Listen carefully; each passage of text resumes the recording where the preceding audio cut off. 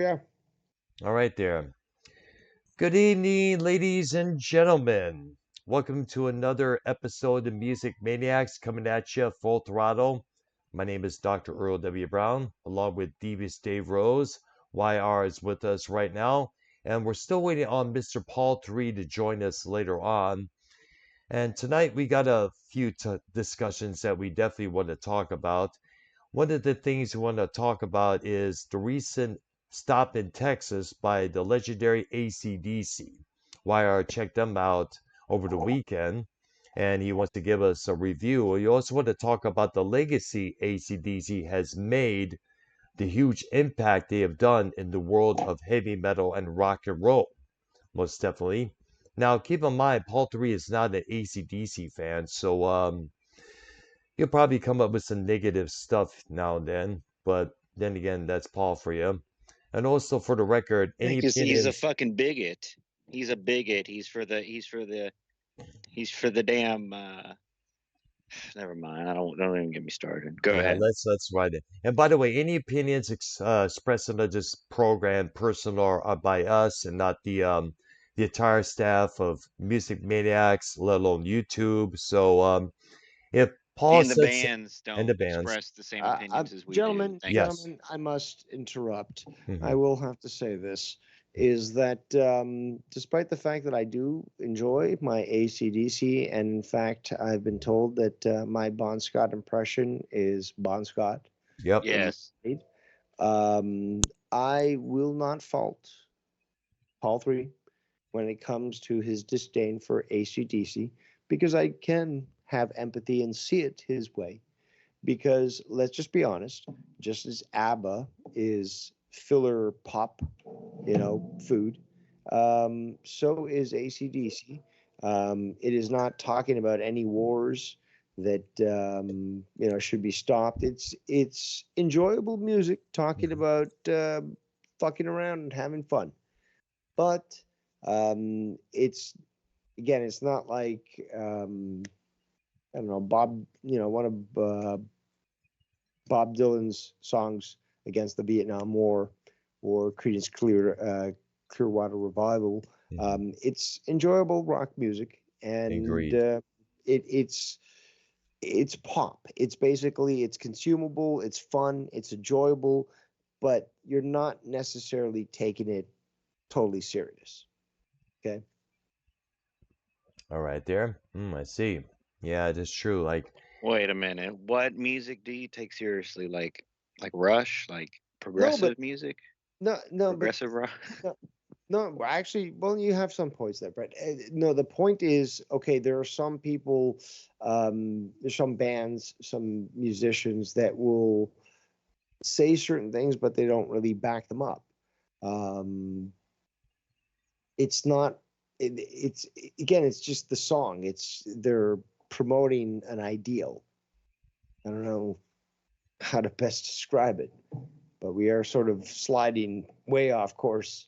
hmm But Yes. well, again, I'm here. I'm committed. Again, hmm I'm a very committed individual. all I right, want to take from the show and all that. But again, I'm here. all right, there. And also All on right, the, so go all ahead. right, so Brown, did you because I want to give my quick summary and get out of the way. I don't want to drag it on, even though All it right. should be a whole show, Yep. honestly, dedicated.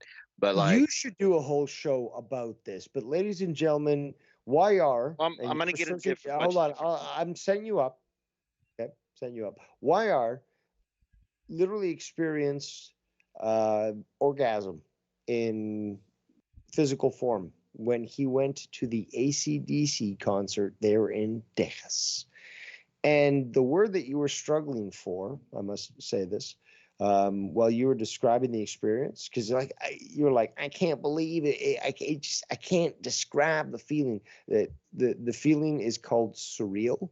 So basically, and I've actually, when I Yeah. heard that, I thought to Hmm. myself, have I ever felt surreal when watching a band that I'd never, like I enjoyed but never experienced in real life until that Like moment? weird, I like don't, weird, but but in a that's the good thing though. way. I've never actually Like, gone to that point. But you sort of take music a little different than I do.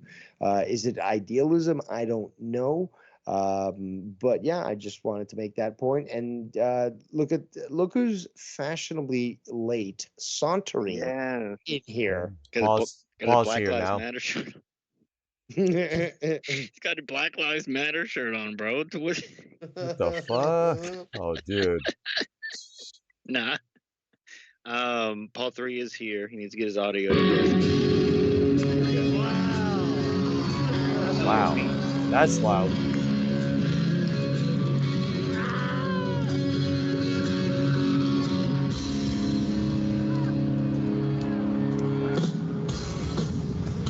You only can hear it. The video's not playing for some reason, Paul. I see.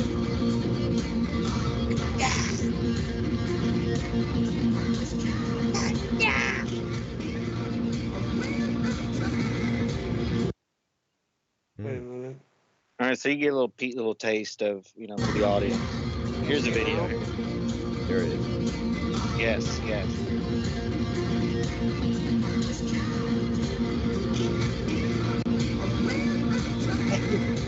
And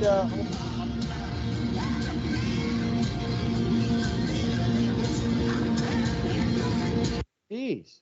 All right. Hold on. Wow. So that sort of actually is a great segue, kind of early, but Paul 3 is now here. But I think that video and your love of it sort of, describes what we were going to discuss, which was toxic fan bases. So I'd say you'd probably belong in that. So. No, real quick. So my experience. It was orgasmic and surreal. Well, first of all, I'm going to be honest. So, this was the first time me seeing AC/DC. Now, I saw the tribute band, and which, I bet the honestly, tribute band sounded better. With the tribute band, I mean, honestly, but there's a lot in this. But I uninterrupted. Let me cook here. So honestly, when they announced they were coming back, it's been 9 years, and I don't even know for sure. Axl Rose came in, and I don't even know if Brian Johnson did any of those on that date or not. But some guy fixed up a system that he can put these not earplugs, but hearing aids in, and where he can, because he was pretty much deaf. Yeah, Brian that's why. Johnson. Yeah, that's why he had to leave the middle of So that tour back in like 2016.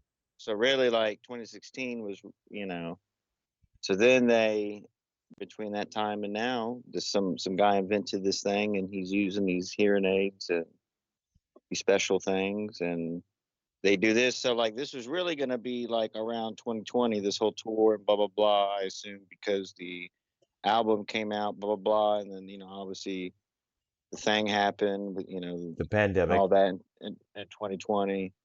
And Brown, I need to be uninterrupted, please, because it's just going to Go throw ahead. me off if people talk, and just let me cook for 2 minutes. So this wasn't even supposed to be now. It's supposed to be 3 or 4 years ago, honestly. That happened, blah, blah, blah. And so this Power Trip Festival in California went down a few years ago, year and a half ago. And AC/DC was announced, and that was their first live since all that. I heard some stuff on YouTube when that came out, and I was like, man, I have really no interest in, I no interest in seeing them. It was a lot, it was really tuned down. The songs were a lot slower. And then I know this roadie guy who's a roadie for the tribute, some of the tribute bands. I see him at all the concerts, and I see him at all the real concerts too. And he went to that actual Power Trip show, and I was like, "How was that, man? Live in person." This dude goes to all the Iron Maiden shows across the country, blah blah blah. He's a real deal concert goer, and he was like, "I mean, they're fucking. It's AC/DC, bro. It's fucking great." I was like, "Really?" So I trusted him because he goes to all the concerts I choose to go to, and it's always good shit. And I kind of went off that, and then they started this European tour, boom, and some of the videos got a little bit better. Still a little bit slow pace on the songs, just sounding slower. You got to keep in mind, guys, Brian Johnson's 75. Angus just turned 70. That's true. When you hit 70, it's pretty old, man. So the European tour happened. They announced this, and they announced only like 13 dates. I was like, you know what? I'm on this whole YOLO thing. You only live once, and it's better to go and pay the money, go to the concert, than not go and miss out, because it's a worse feeling to miss out. But you really got to do your research too, guys, and see if something's going to be worth a shit or not. So I'm not saying I was 50-50 on this, but at the end of the day, I got the ticket, went, spent $200. And honestly, guys, this might be like the greatest thing I've ever seen in my life. Like, and I only can compare it to like another number one concert, which was the Metallica Pantera thing a couple years ago at that same stadium, which was my number one. And I'm putting this close to that. I don't know, like it's a different thing because it's like Dave was saying, it's surreal. Like I didn't drink one drop of alcohol. It was like I wasn't like marking out over being drunk, like, oh my God, like on some, nah, this was pure like amazement. Like I never really had this feeling before, guys. I can't, it's like me when I met Sting. I feel like I had the same feeling, walking up to him and or shaking LeBron Sting's James. hand. LeBron James, yeah, it was just like Made a very kind of not marking out, like in a way, like, but not sounding like an asshole and like, I wasn't loud in any of those videos, and I barely sang the song. I just like was kind of speechless, like, what am I seeing here? But in a good way. Angus Young looked like the Undertaker. He looked super old coming out there, but he was 100% playing the guitar. And I know Malcolm Young, his brother who died, he played a lot too. They call him Rhythm, but like I he bet really played a lot. I bet Paul 3 loves that the show has been hijacked by AC/DC. Real quick. And so at the end of the day, this thing was over 70,000 people, and it's a whole nother. When you go to like to a football stadium show or soccer stadium show, I mean, it's just tons of people. It's a spectacle. It's a spectacle. It's like going to WrestleMania. I don't know. It's just wild. Argentina, La Plata. So there was like a ton of Mexicans, ton of couples, older couples, like a lot of fat people. I found that pretty interesting. Like probably one of the most obese, overweight mass concert I've been to. Because I like to people watch and look around and look at different people, and you know what I'm saying. I'm not dugging my phone the whole time, Yeah, you loved it. It was a great experience, but like on this. Well, guys, let me finish, bro. Like, why can't I tell a story of something I went over the weekend? Like, you just said give you two, like 2 minutes.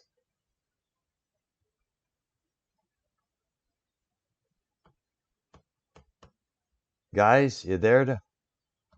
Seems I lost you guys for some reason. There you are.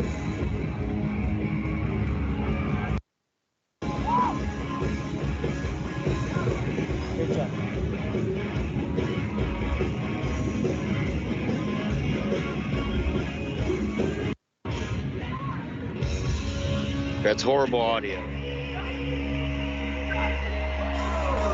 Not bad. Sounds like fucking diarrhea, bro. Well, videos a lot of times don't do it justice, honestly, and 70,000 other people think differently. So, you know what I'm saying? At the end of the day, you got to keep in mind, and I'll close with this.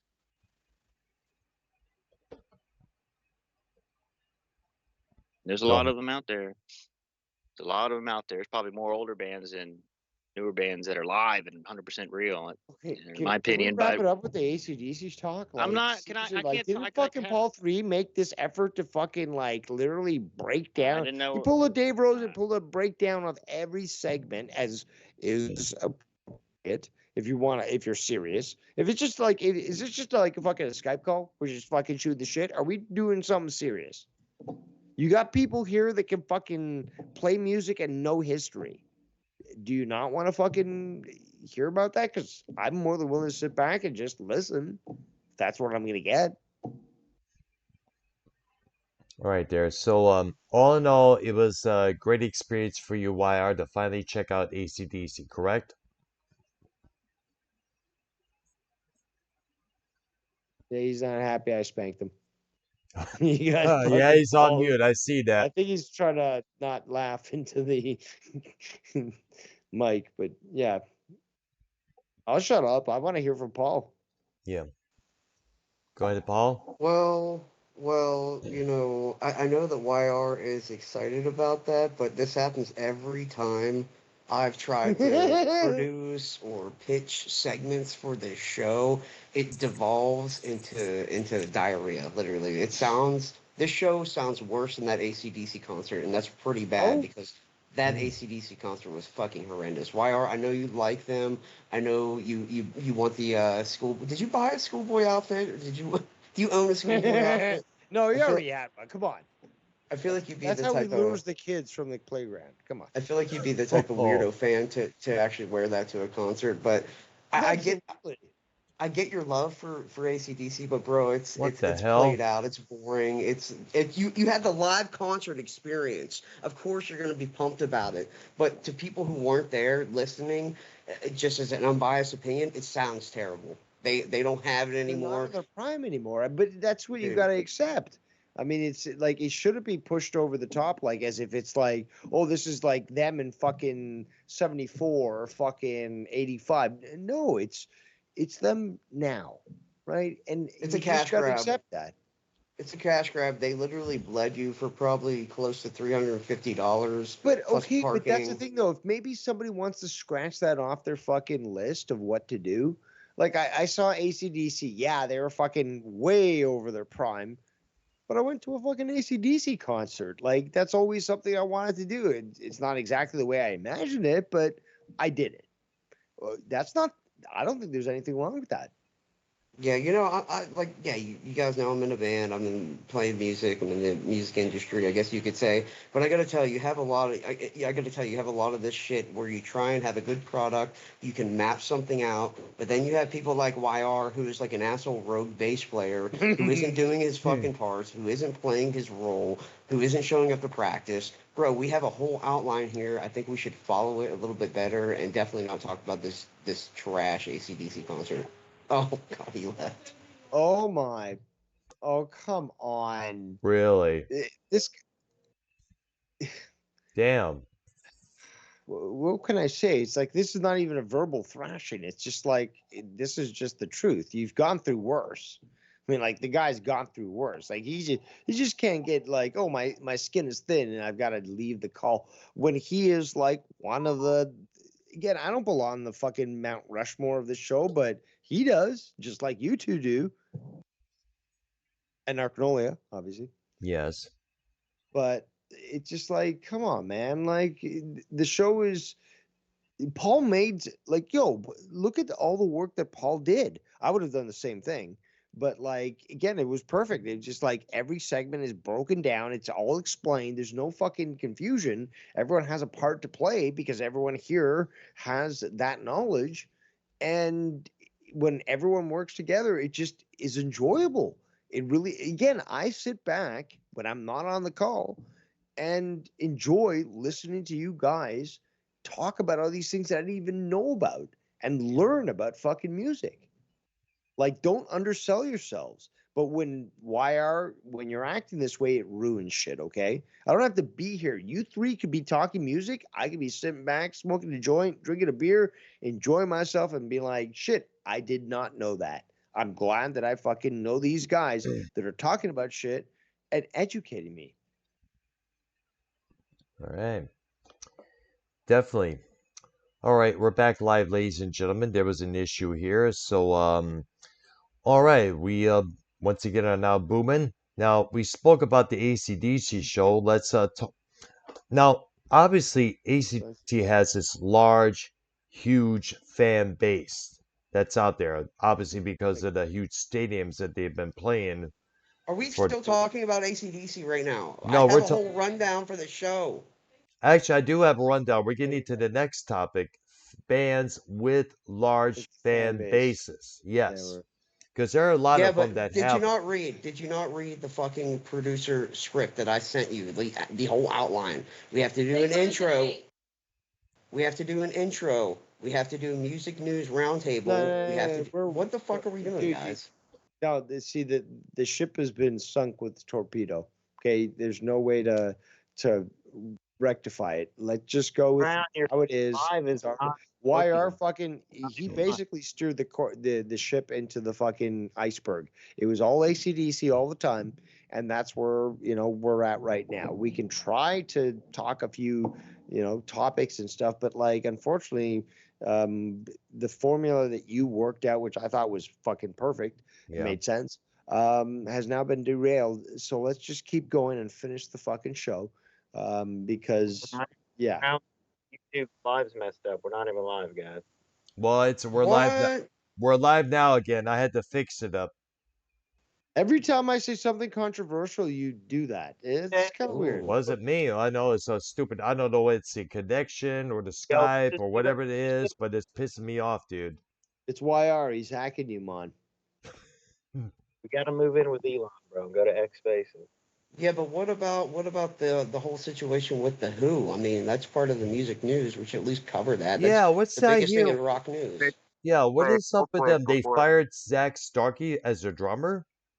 Yeah, so they were playing a song. They were playing a song for the first time. The song was called "The Song Is Over." I'm actually surprised it was the Great first time they song. ever played it.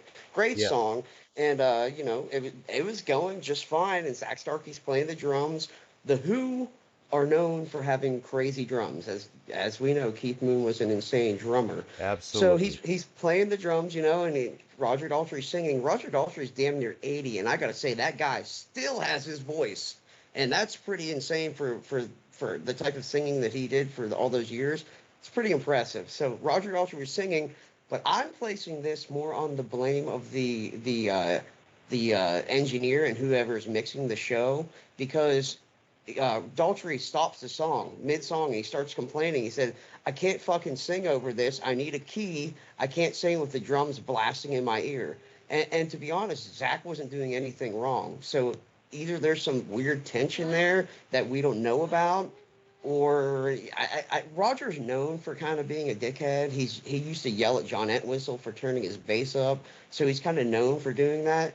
But I'm going to guess there's a little drama that maybe the fans just don't know about. But that's what we saw on stage, was Roger flipping out at Zach for playing really the right part. And I think it was more on the mixer and the guy who's running the house running the sound in house. So yeah, it's kind of a fucked up, unfortunate thing, because Zach's been with them for 29 years. Yeah. And I heard some speculation that he's playing with Oasis on their reunion tour, and I think that played into some of it. But it's kind of weird seeing that Roger flipped out on him on stage. Wow. And by the way, for the record, Zach Starkey is the son of Richard Starkey, aka Beatles drummer Ringo Starr. For the record, folks. And as Paul said, he played with The Who for how many years? 29 years? Was it correct? 29 years? Yeah, 29 years. I mean, 29 years in any job is pretty good, you know what I mean? Especially in the music industry. And for what I understand, he was probably one of the closest things to Keith Moon, for what I've heard from a few people who saw some of the shows. Because Kenny Jones, who was their drummer in between after Moon's death, he was more calm, cool, collected, like a basic drummer, where Moon was like on a massive rampage when it came to playing the drums. In fact, I remember hearing a lot of stories about Keith Moon doing this in his hotel room, doing that, doing this scenario, driving that limo inside of a hotel swimming pool, which I understand is still there. Huh. I mean, like, he was out there without a question. And also, as we all met, speaking of drummers, Les Binks, the ex-drummer of Judas Priest, died earlier this. He didn't really die earlier this week, but it was announced that he did die apparently back in March 15th. Now, I'm not too sure what was the deal about that. Maybe he got disappeared. Go ahead. Let me get a quick update on that. A couple years ago, maybe 4 years ago, when I say a couple, but the whole KK's Priest started, and he was supposed to be the drummer, and everyone, and, obviously him and Ripper, those three, and everyone got excited, the hype. Mhm. But then Les Binks, they replaced him with someone else, so he must have gotten so obviously something went wrong within this 2 to 3 year window, or else he would have been on this tour with KK, because they've done a Europe tour and a US tour now, and it wasn't with Les Binks on drums, so obviously something happened health wise, blah blah blah since then. So you're And this is a thinking, major deal. This is like huge, actually. I mean, if you don't know, then you don't know. But if you know about Judas Priest and you know about all that, this is it's pretty big, man. This is like an original member that kind of was still active in a way, and obviously something went wrong and went downhill. But all right, rest in peace, Les Binks. And in what big songs was he? I mean, but he was on British Steel, right? yes, he was on Album. there. He was on. No, that was Dave Holland.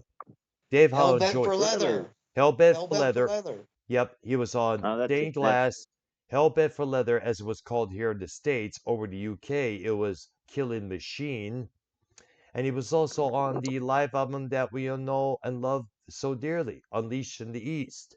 In fact, it was because of their management at that time, he was not getting paid for his performance on that release, that Les decided to leave the group. And that's when Dave Holland came in and stayed with them throughout the whole 1980s. Yeah, it's And probably a drummer getting fucking greedy and wanting money, and then the band not wanting to pay him out. And like, it's a member who thought he was more important than he actually was. Okay, he should mm, have just been happy getting what he was paid, probably, and not quitting the band. Well, whoever was the drummer on British Steel should be the main, Dave Holland, correct, Brown? yes, that's his name, Dave Holland. He used to play with the band Trapeze prior to joining the priesthood.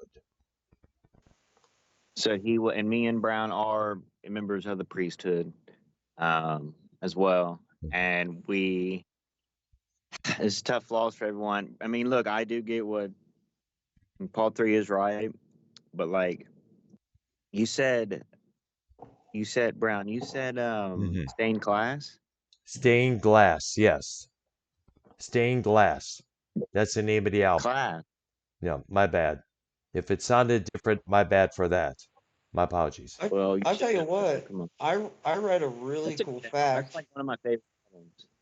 I read a really All cool right, go ahead. fact about Les Binks that he actually played drums on there was a solo album from Roger Glover, who was the bass player of Deep Purple. He put out a concept album. It was kind of crazy. It's called The Butterfly Ball and the Grasshopper's Feast. And I Mm. just found out that Les Binks played drums on that. It's kind of Ah, popular in the prog rock circles, but yeah, you don't hear about it too much anymore. But it kind of blew my mind that he played on that album. So rest in peace, Les Binks. yes, indeed, yeah. He now joins John Hitch in the line, and as well as Dave Holland. Now, John Hitch played on the first album, Rock-a-Rolla. He was later replaced with Alan Moore, who's still alive.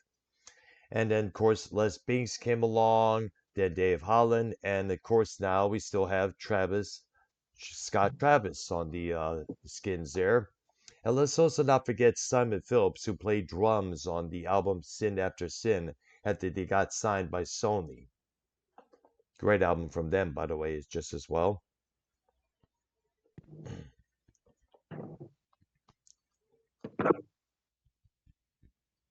All Yo, right. did y'all get to the Prince segment? I got a grape soda right here, ready to go.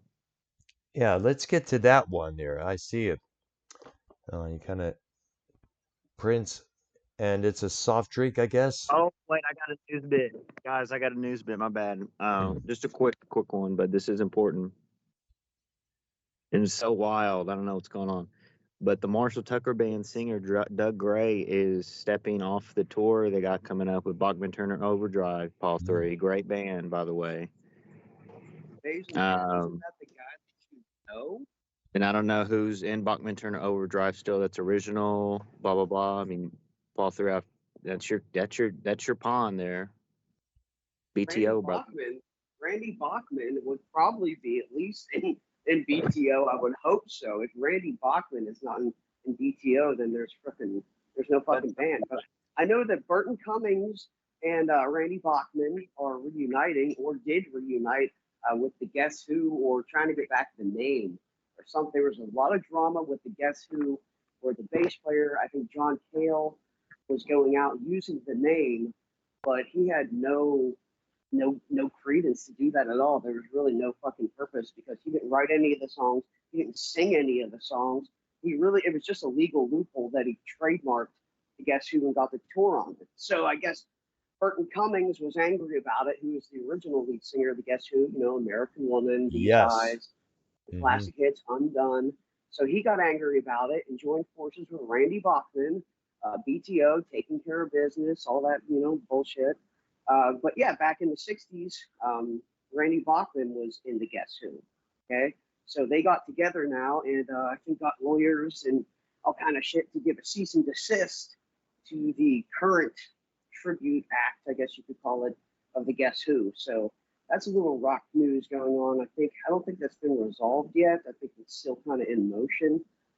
But yeah, BTO, you're mentioning BTO.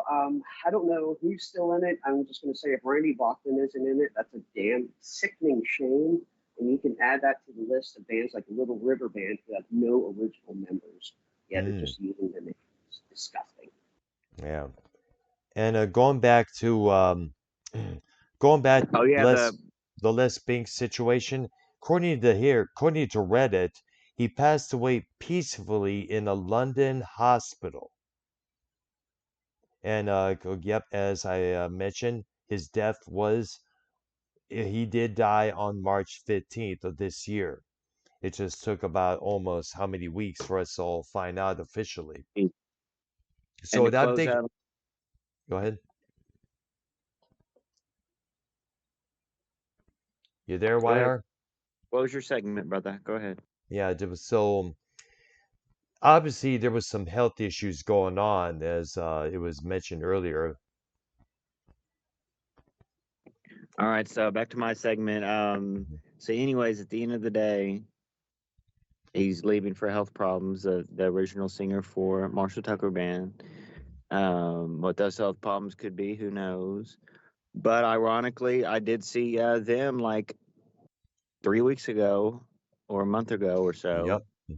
And I met him, and back like a year ago, 2 years ago, you can definitely tell like he lost a lot of weight in the face and the body. So who knows what could be going on? But that would be, I don't know. I don't want to say anything or throw anything negative out there, but just very interesting what's going on there. And so the Marshall Tucker Band will continue touring without him. So it's really going to be like a tribute band, an official tribute band with no other original members live, with his Bachman Turner Overdrive tour. It's co-headlining tour going around the U.S.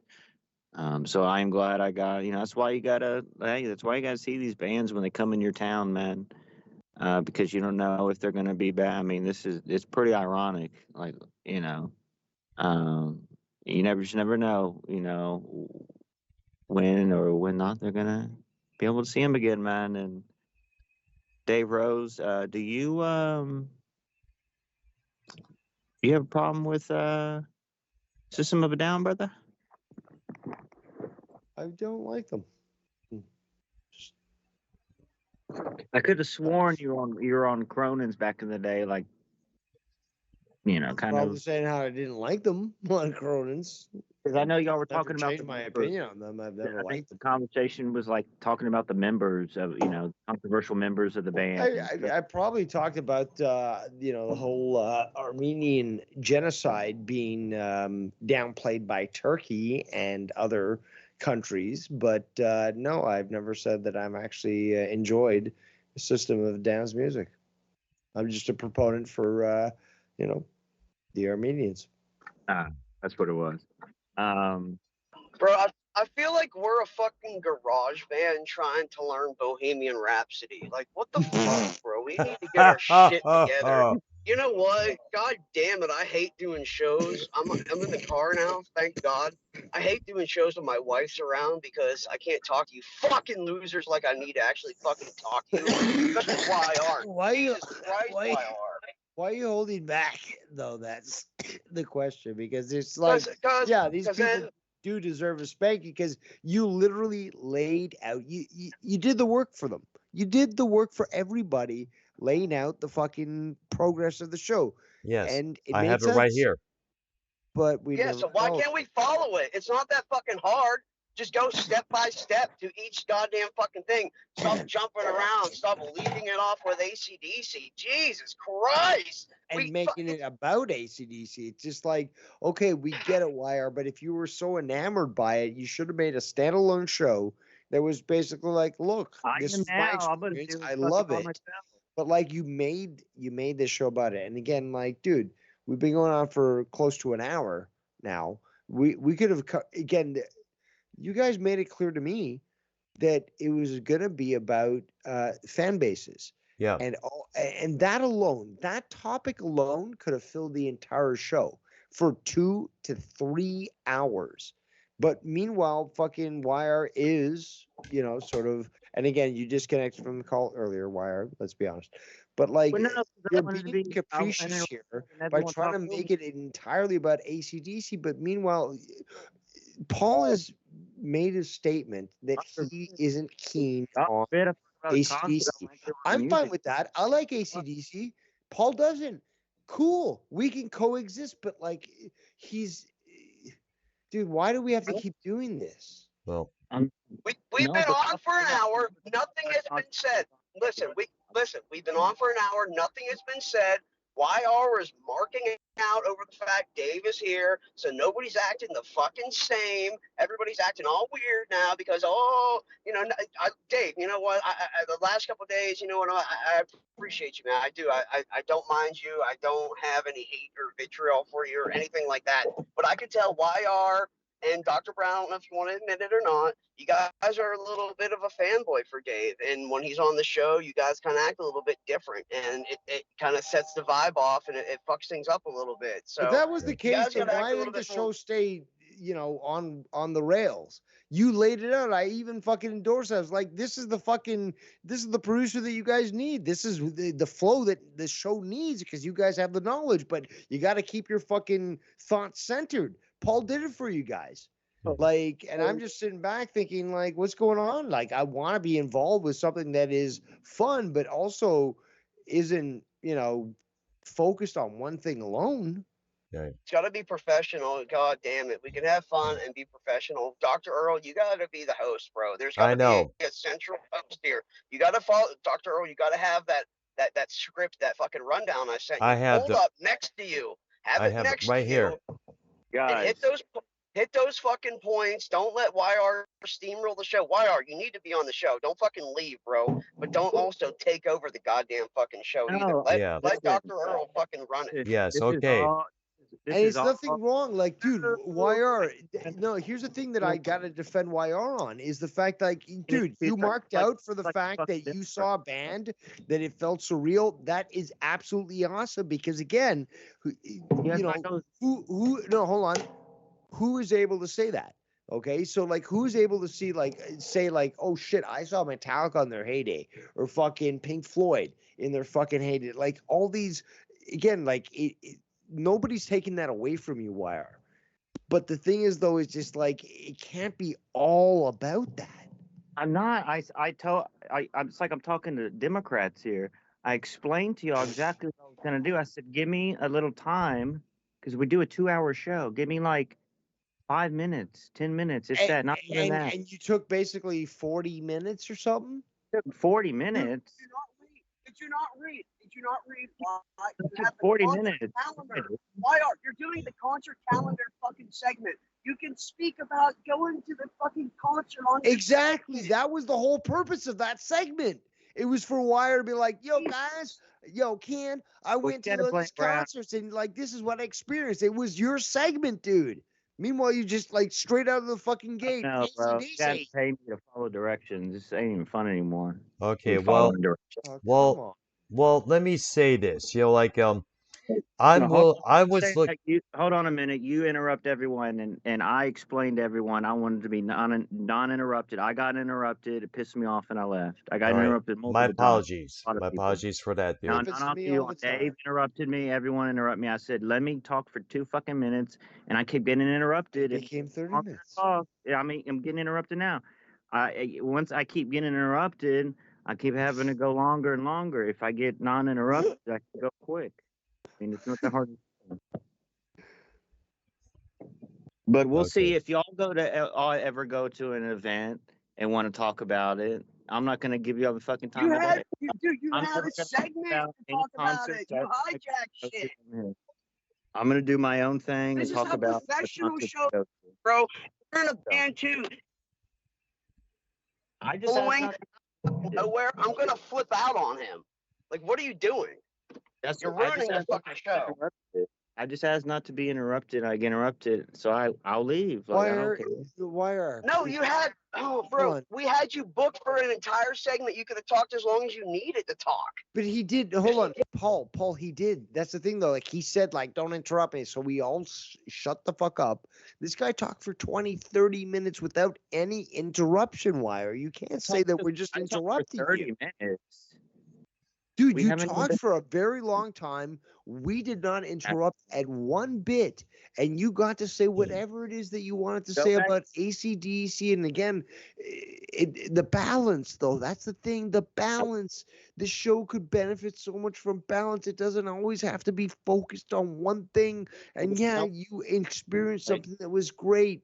That's awesome, dude. I really, again, empathize with you. Like it's just like, dude, you got to see somebody that you heard. You said this. You heard them on the radio and stuff, but you never experienced them in real life. And again, I can't take that away from you because again, people want to take that off their fucking bucket list. I saw ACDC live.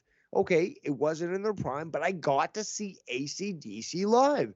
To me, that's fucking a win. So it's just like I'm not taking that away from you, Wire, but you've got to start acting mature about this stuff and stop dismissing other people's relevant criticism. It's about being professional, man. It's like I said, it's like being in a band. It's like doing anything in media. If you want to be in media, it's not just, hey, turn the camera on and act like a fucking idiot. You have to plan shit out. I talked for like 1,000. I didn't talk for 30 minutes. I talked for like 3 minutes, and I got interrupted. No, you didn't. People. You didn't speak in the right place. We had a format for you to speak this fucking all your shit, to lay out new concerts you want to go to, the AC/DC concert, all of it in one fucking go. But you just had to get fucking your nut off at the beginning of the show with this shit. Gone. It wasn't the time, bro. He's gone. He left. All right, dude. All Well, right, this show's fucked, dude. This show's gone to shit. Well, let's try to get the show back on track here, okay? Dave's here to talk about large fan base. I'm ready to do that right now. Paul, I know you're ready to do so as well. So let's get busy. Bands with all the largest fan base Before out we there. do that, Mhm. since we're gonna mix up the entire format that Paul set up, I do have my notes here. Today in music history, Yeah. April 17th, 1973, and I am somewhat biased. That's why I chose this story, but there were some other great stories. But on today, in 1973, Pink Floyd's album The Dark Side of the Moon went gold in the United States. The LP went on to stay in the US chart for more than 10 years and became the longest charting rock record of all time. Yep.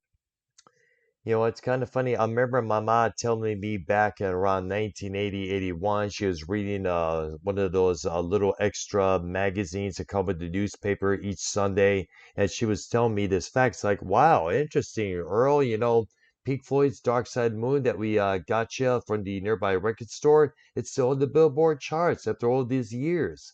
And I think I remember TV Guide actually providing sort of trivia like that in those magazines. Yes. So yeah, I sort of have a recollection. Again, I grew up in the 80s just like Dr. Earl, but like, yeah, I remember and the something 70s. like that. Yeah, in the 70s as well. I was a wee kid in the 1970s. I remember a lot of stuff being coming out music-wise, like The Hustle, the Saturday Night Fever, and everything else. Foghat. Yeah. Yeah. All right, so but Hello, hey, there, Prince Idol's There Prince he Idol's is. Prince Idol. Hey, You're, where? Hi. Prince Idol's in the chat. yeah, I see him there. Yo, Oh, fuck you, Prince. Oh, geez. Yo, so Paul 3, we need very quickly just like went down there because I was in and out of the chat. Basically, for the audience, Prince quit the show. He wasn't fired, but I did see that he said I quit, blah blah blah, and he did rage quit like YR, and he left the chat. And that's the last we heard of Prince. This was on the night I went to that band that no one wants to talk about. So, Paul 3, go ahead. What's with the Prince thing? What happened there? Well, you know what? In this day and age, people want to act like fucking scumbags. You're gonna get called out for it, and you have to kind of like, yeah, you have to own what a piece of shit you are. Prince, you got offered a free ticket, okay? A free ticket to ACDC, the concert we're not allowed to speak about. and You got a merch. free This ticket, guy was bro. gonna buy you fucking t-shirts, Merch, all of it, bro. You could have met Band up that should with the not dude drinks, you've been streaming with YR for years, blowjobs. bro. You could have got a couple pictures, man. It would have been such a good time. And you literally ghosted. You didn't even say no. You didn't even try and make up an excuse. You fucking ghosted. And when you were called out for being a scumbag piece of shit who's not even related to Swerve Strickland, you fucking left. You quit the show like a fucking dog, bro. You're a fucking loser, and I hope you don't come back because you fucking don't deserve to be here. You're a nothing. Fuck you. Yo, Dave, you really didn't Seconded. think he was related to Swerve? Like you didn't think I he always was? doubted that. Like, what did he ever prove to you? Like, did he ever show anything to you? Because, like, again, the statement again, this person has already sort of established their MO. So whether it be saying that Swerve is your cousin or that you're going to commit suicide or that you're done with this community and it doesn't prove to be true, there's a record that's set that basically indicates this person's a liar. So, think what you want. Well, Prince Prince, sent uh, Prince go sent ahead. me he sent me a personal long message about the situation on Skype. And if you want me to, I could give you some highlights from this long text that he sent me. He said, I don't really care. I do whatever I want to do. That's what makes the 100%. I was disrespected for no reason at all, not by you, but other colleagues on the show. I would say I don't want to sit around people that don't respect me. Copy. Prince, you were respected, dude. And I'm not going to give them respect back. Why should I? Don't want to be Jesus. around people who I don't like. You know who the rest of those colleagues are. I'm He can't take criticism, is what he's saying. He can't take criticism. Like, oh, somebody said shit about me. Somebody said shit that's not even real. And I've got the option of either being a bitch and quitting or clapping back and being like, no, bitch, you're wrong and you're a faggot for saying so. I mean, you got two options. He had the two and he left like a bitch. Let's just be honest. Please continue. all right, dear. And of course, here's to get this. And the main reason he wrote, if you really need to know, I don't like YR, never have, I did in the Jesus past or Christ. future. He Ooh. disrespected me, he spelled that wrong, multiple times in the past and future. Why the hell would I ever want to be seen with him in public? Ask yourself that. Well, you Because guys, he gave you the opportunity to be on a show and he wanted to be friends and even meet up in real life, like, and pay your ticket to go see a concert because you apparently love music so much. Like, dude, like, how does that argument stand up? YR gave him this opportunity to fucking be part of something. Yeah. And he just threw it in your face, YR.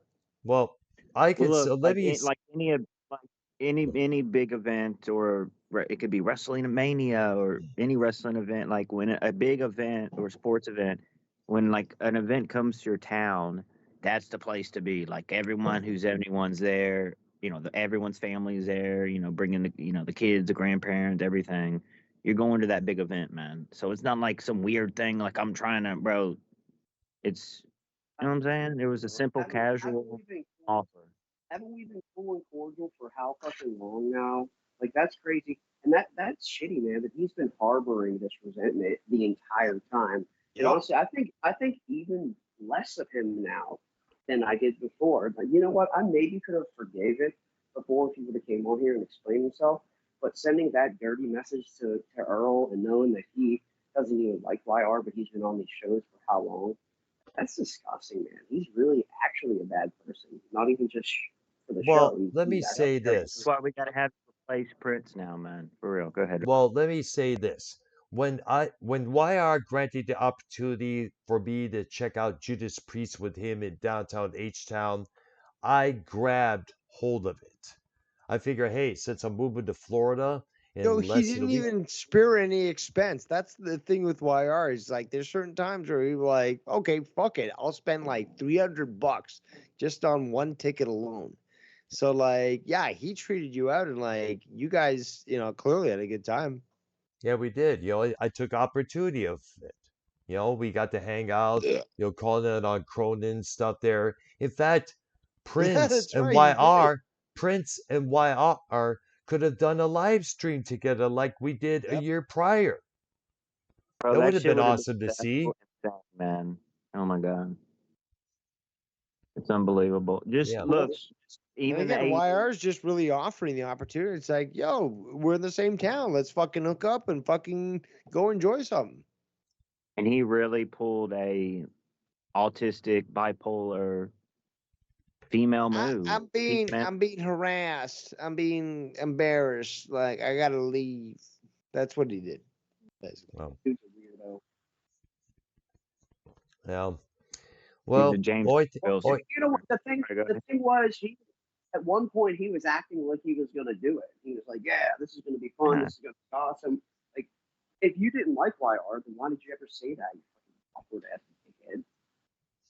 And you know what? I do have to defend the guy in the sense that he has said that, when I've watched shows, but he has said things that show that he has some knowledge of music. hmm And I Yeah. just like the fact that, again, you four had, every single one of you had different views on music, different preferences, different likes, and so forth. And just the combination that you get, even with somebody as scummy as fucking um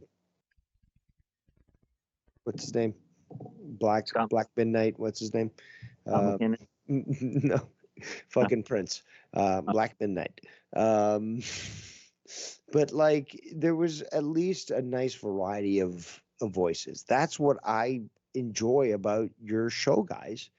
And I'm not, again, I appreciate you guys want to be on here, and I certainly like to interact.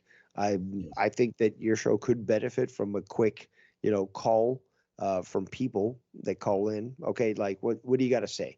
And then you move on to the next thing. But like you four, even with Prince, you four had a variety of opinions that were so different that it made it enjoyable to listen to that interaction. I like to sit back and just learn, see things and experience other people's opinions. And I really, again, think that you guys can do this certainly without me. I like, like I said, I like to interact, but you guys got it. All right. Thank you very Prince, you much, got to Dave. bend the knee, man. Come on, man.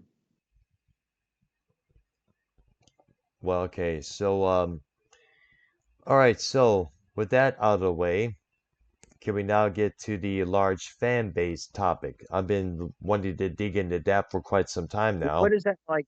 Like rabid fan bases, right, Dave? Like rabid fan base. Would No, you agree? it's all A fan rap, bases all together. You Yeah. have fan bases that are perfectly fine, that will support them, that will perhaps even tour with them. But then you've got the rabid ones that will again, cosplay as them.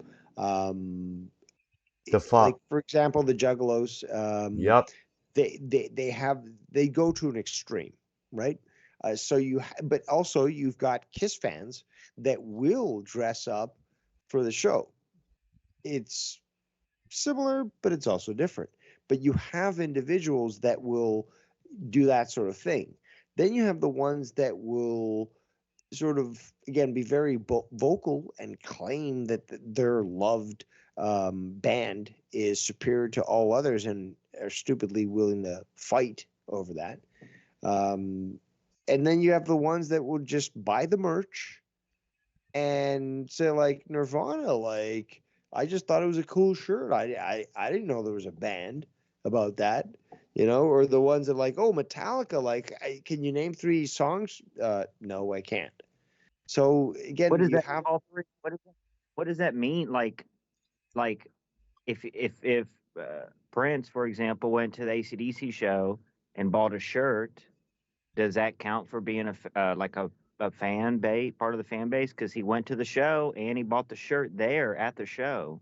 fan or is just somebody that what are you wants to talking- commemorate that event. Because again, like with other people going to other events, like you buy something that's dated the day that you went. So it could be easily that.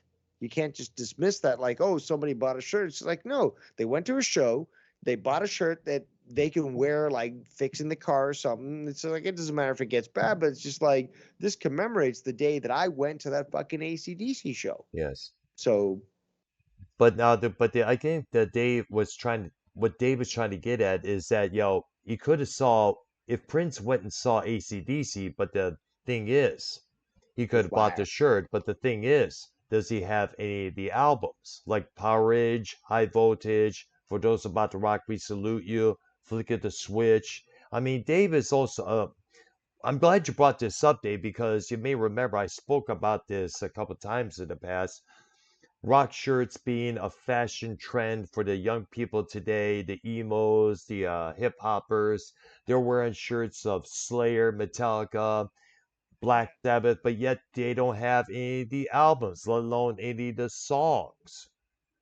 I call those when you people ask for followers. the songs, they're clueless. They're like, I duh, have duh, duh. the Razor's Edge on. Actually, I have several. I've got Who Made Who, Razor's Edge, all on what's it called, on CD. CD, on CD. No, CD. Really? Yeah, it's an old format, but yeah, Highway to Hell. He is the best Um, fan for listening to but me. that's the thing, though. Physical media right now, everyone should be panicking because they're trying to destroy. Again, it's 1984. They're trying to destroy the past to preserve the future. It's all crazy. But again, if you don't fucking get this stuff on physical media, there's a chance that you'll never be able to hear it or experience it because, oh, this streaming service decides to no longer allow you to see it. Yeah, that's the Well, point there. the CD, the is the best. I also have, by the way. Is the best physical, but Dr. Brown, he was in school. He's never read books out of school, and people like me. And you haven't either, so please But no, stop. Oh, that is true. But that's true. But for example, like Brown said, you have to own the physical thing. But what about nowadays? Why can't I just listen to it every day on my phone? I'm still a big fan. yeah, but yeah, Or it's I true. have You to own can the physical. download albums As on long your as you have phone. the file, as long as you're not using a streaming service and you have the file downloaded, okay. But I go to their YouTube channel. let's just be honest. Okay, so the electricity grid goes down. You can still fucking play a record, an LP. You could play a tape. Learn to play on the guitar, like Paul. It doesn't drain as much energy. I'll learn how to play it, strum it on the guitar like Paul 3, Dave. Come on, man. Just learn how to play it myself. Like right. No, Dave makes a good point. Like electricity goes out with the music. You know what I'm saying? Can we talk about a couple bands, or do we Yeah, have to? let's talk. Yeah, we definitely gotta talk about a 'Cause few bands and the really names look that they the, give the, them. the two that come off mind, honestly, and I think Dave is a member. The IC Insane Clown Posse band, The rap the I'm group not a from Juggalo. Detroit, member of that shit. What are you? Don't insult me. That fucking the disgusting. The fuck Juggalos. ICP juggalos. Paul 3, you're the Again, Juggalo, right? that's You toxic.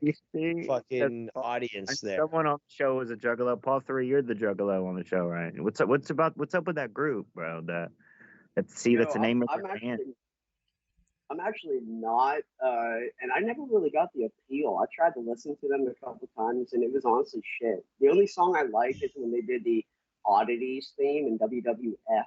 They Yep, played the Oddity. Do you remember the Oddities back in the day? They were They did involved themes with on wrestling, that. ECW, Paul they all three. were. that, right? Yes, they were Paul also three. with WCW.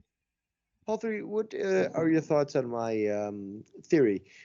Basically, juggalos are repressed, saddened, soy-filled Mid-Easterners that were co-opted by a bunch of fucking retards, ICP, and were made to think that they belonged in a group, and they dressed like fucking morons and made themselves look like retards. Are I, they? I They're always mostly thought leftist. I always thought it Oh. was just like a religion for meth heads. Kind of what I always thought. Juggalo. By the way, I got some information regarding the Juggalos. Seems that a couple years back, the FBI and other law enforcement agencies, including the National Gang Intelligence Center, have labeled Juggalos as a criminal gang. This What? designation, this Yeah, happened. they came out and addressed that, but Yes. yeah, that's kind of old news. It's they certainly aren't still under that scrutiny these days, but Yeah. yeah, that did occur. Dave, are they Apparently, they're part of? considered as extremists. hmm Yes. Do they For sway on the in their left or the face. right side of things, Dave? Their fan Again, base. like what happened to all the Kiss, fanatics. So like the Juggalos paint their face like they're extremists, and then meanwhile you've got all the fucking Kiss fans painting their face, and where's their arrests? Ain't happening. That is good. That's a pretty good point. That is true Actually, there, yes. if it is a political thing. But Paul, are you eating macaroni and cheese? What is that? It's Yao Ming. So this is a pad thai actually. Oh, pad thai, yes, very delicious. Mm. Well, Do like Brown used pad thai personally. Brown used to go to a lot of Grateful Dead shows in the mid '90s. Brown, did you? Not really. Not really. I was never a deadhead. I talked to a guy who almost went to a I show. dated a girl that was a deadhead. hmm Good times, Yes, and freaky. a lot of Fun I guess a lot of the deadheads in many other people's eyes are like considered acid heads or taking To acid do trips. psychedelic, Dave.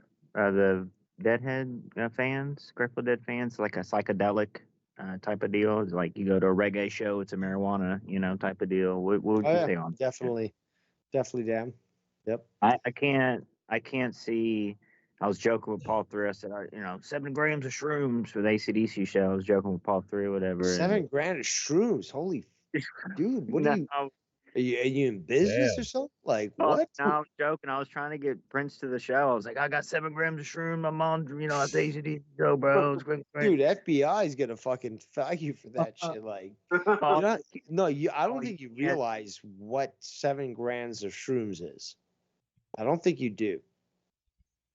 No, I was joking to Prince, Yeah. saying that people or whatever are on those at the AC/DC show. I'm just And warning you. You don't know Really? what 7 Paul grams of 3, shrooms is. Paul 3, you And I do.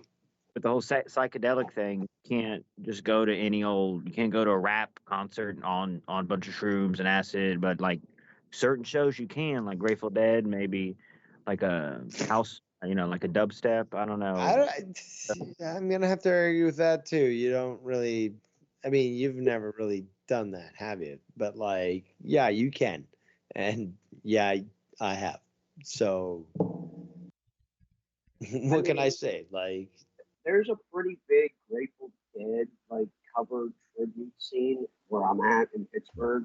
So like I see a lot of it, and my band plays a lot of festivals too, where you'll go there and you do have a significant portion of people who are definitely taking psychedelics and partying like that. But I mean, it's usually no issue, to be honest. And I mean, that's just what you find in that You're gonna have to scene. fix your But mic, brother. You're gonna have to fix your mic. Yeah, it's hard hearing you, dude. You're it's hollow. not required. It's not required. Like, you don't need to fucking do that, but you do see a lot of it. Like I said, I play a lot of festivals and I see it going on. But it's not like required to get into the festival or anything like that. It is a portion of. Walter, you got to fix your mic, bro. You're real muddy. It really sounds like shit. Yeah, it is. It's not sounding good at all. You must have the Bluetooth on and not using them, or because if you're just talking the phone, it should be way louder. But real quick, while you get that fixed, I just thought of a really good fan base, and I forgot all about this. This is like definitely in like the top 5 fan bases in my opinion, maybe the top 3. But I forgot, Dave, but I actually experienced this fan base like 3 or 4 times. The Parrot Heads, the Jimmy Buffett fan base. Oh yeah, that's yeah, you were right. big on fucking Yes. going to those concerts. That's so like what, and at the end of the day, you know, it is even the Juggalos, it is a gathering of people. These fan Yes. bases that do these Yeah, large. but then again, I trust Jimmy Buffett fans with their fucking Hawaiian shirts and fucking khaki shorts over fucking a bunch of juggalos any day. Yeah, the only thing that gets tossed around in Jimmy Buffett shows is alcohol and margaritas. Yeah, and tips. Yep. Imagine going to the Tips. stadium or you know your pavilion, but on the parking lots outside, which there's usually lot A, lot B, lots. So Did you like, did you at least drink a margarita when he sang Margaritaville, or were you a fucking square wire and not even like I'm not drinking anything for Jesus? drinking water, man? Nah, but it is. Paul, are you ready for the? Are you ready for Wire to be gay? Can you hear my mic? Too late. He is. Well, That's let's the mic. not forget Okay. the big fan base that the Beatles still have to this very day. I mean, Beatle fans still talk about their songs, their albums, the controversies, Paul's Dead conspiracy being one of them. I mean, like, Beatles definitely made an impact on that, and I guess Pearl Jam has a big ass fan base just as well. Whenever they come to whichever city or town they play in, they're filling up arenas. Yeah, but in regard to fan base, I think the whole discussion was which ones are rabid and is it justified? Because you'll have bands with supporters that will be over the top and will try to defend them when their actions are indefensible. Dave Rose, if you had to pick like, one how about- band of a fan base that you kind of relate to, Dave, what would it be? Like Pink Floyd, or what would you? But that's the thing, though, is I don't idolize any bands. Like I've never experienced what you did, because again, I've seen Pink Floyd live, and I didn't feel the surrealism that you're describing about seeing a band. Like I saw again a lot of bands that I really enjoyed, but like Monster Magnet, I got to see Monster Magnet. I was so fucking high on that show. It was fucking great. But like I don't idolize that sort of thing, so I don't feel the like, same way that you do, though. The fans around, Also, like, I think I think you interrupted Paul 3 when he was gonna say something. All right, go ahead, Paul. I'm just saying, how about the Michael Jackson fans? If you want to talk about like people. Oh yeah, yeah, definitely. I'm not even saying I necessarily agree with everything, all the narratives that are out on Michael, but I mean, you have a lot of fans who stuck with him a lot of hard times. Yeah. You know what? Interesting you should talk about that because Michael Jackson's fan base still had the theory that he was set up in terms of that child molestation Well, on case. that note, Paul 3 is opening a Pandora's box because basically prior to actually, I should say, subsequently after Michael decided to out the Jews as being interfering with his business, we had these allegations. So, weird coincidence. Yeah. Yeah, because in the song, they don't really care about us. He Yep. said, "Jew me, sue me, kick me, kike me," Yep. and I they remember wanted him that. to take it out so bad. They wanted him to take it out so bad. They were pissed Very off mad. at him. And then they found out he was filming the video, I think in South America, and that he was leaving it in, and they were pissed, man. They were so pissed off. Anytime you say anything bad about them, it's curious what happens to the person who says something bad about them. But that's all I'm going to say on that because I don't want to get assassinated. Mm. Yeah, it's Why true are there. Where? Are you donating to Israel? They're our greatest ally. Oh shit! Father, why wearing a Black Lives Matter shirt? Come on, man. Nah, come on. It's Black Ridge, the name of the band he Yo, plays with. Dave, do you relate to the fan base of how about this one? I mean, Michael Jackson's good. I never knew he had like a fan. I mean, like teenage girl fan base, or what do you mean? Number one, and number two. Adults are fucking literally fainting when this guy showed up in fucking East Berlin. Like, That come is on, true. man.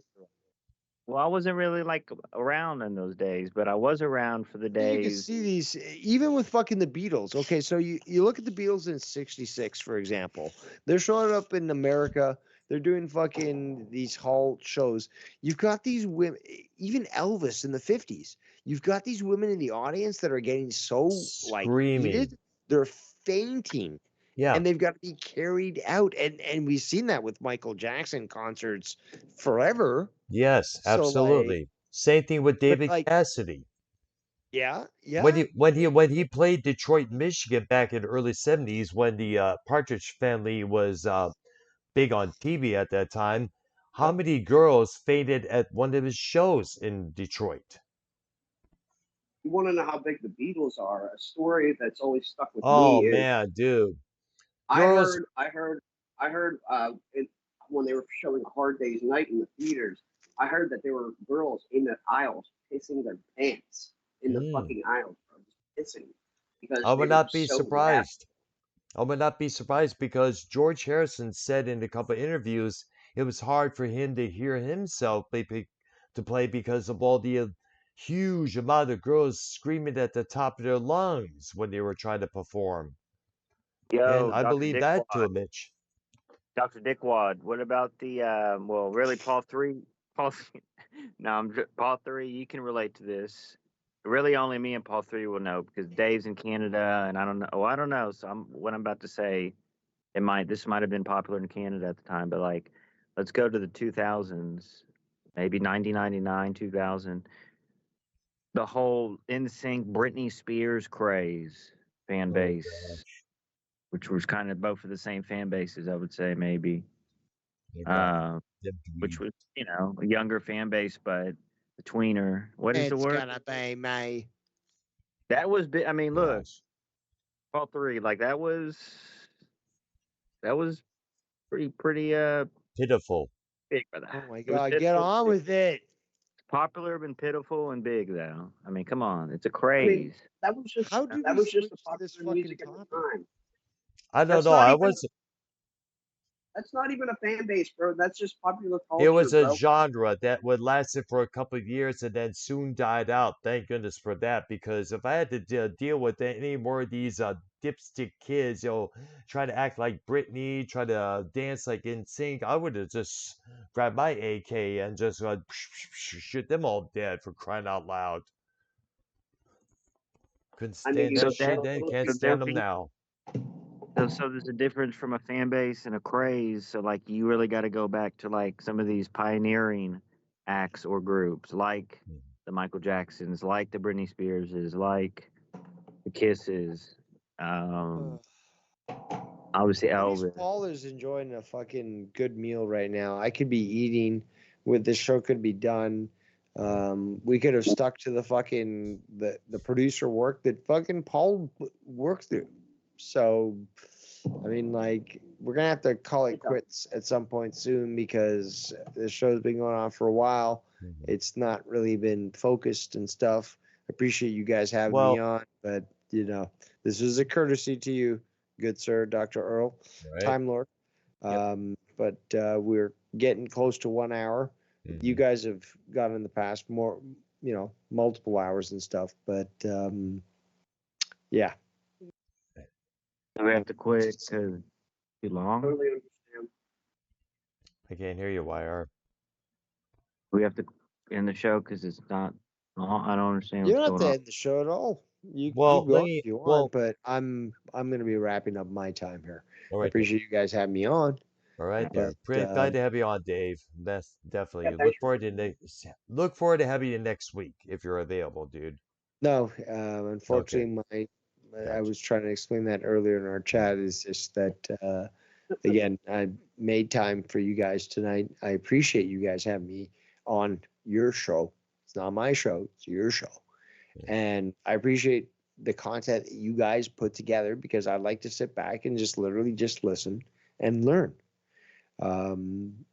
But again, I don't have the time to be able to dedicate to you guys. I wish I could because it'd be fun, but I just, can't do that and look forward to being able to just sit back and watch you guys do your thing.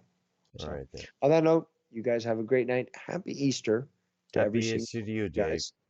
He is I'll risen. see you, dude. And all the best to each and every one of you. All right, there.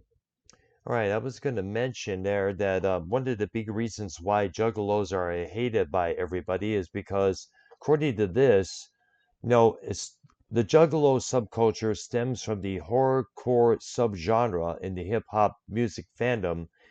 Criminal and gang-related activity have been attributed to self-described juggalos in recent years, including assaults, drug trafficking, vandalism, burglaries, shootings, theft, robbery, and numerous murders. Well, look, it is. I kind of answer my own question without answering the question, just by thinking of the question. But like you said, all of that, Brown. And my question would have been, well, how do they know? How could they know that they're ICP fans? Well, all those motherfuckers have that logo tattooed, or they have the logo The Hatchet Man, shirts, the hatchet thing. yeah, the Hatchet Man. That's yeah. In fact, that's I'm not too sure. These are kids are probably messed up in the head, or probably pissed off at society, pissed off I at the mean, like, wouldn't world. that be in the same pond as like a Slipknot or a Corn fan? I mean, honestly. Well, I have yet to know any Slipknot fans who have committed the atrocities that I mentioned. What But, do you mean? but, They're all but, in the same pond. yes, maybe so, maybe Metalcore. Didn't you yes. say metalcore or something? No, it's like, no, I didn't say metalcore, but I did say Horrorcore. horrorcore, which is like this was a genre that lasted for about a couple of years in the early 1990s. We had a Detroit rapper named Isham who had an album called Booming Words from Hell, which was satanic rap, for what I've heard. There was another rap group called the Flatliners, and there was another rap group whose one of the members was the nephew of Russell Simmons, the guy behind Def Jam Records, rapping his words while hanging from a noose. And one of the black guys out there was he had a 666 in a triangle shape, kind of like carved into his hair from the back. Remember that hairstyle that Vanilla Ice had started a couple years earlier? I guess the purpose was they simply, hey, we rapped about the guns, we rapped about the killing, we rapped about the drug dealing and everything else, banging chicks left and right. Where's there to go from here? Let's go darker and deeper. that was the original intent of horrorcore itself. I read about it in a couple of magazines and saw an MTV news report on it as well.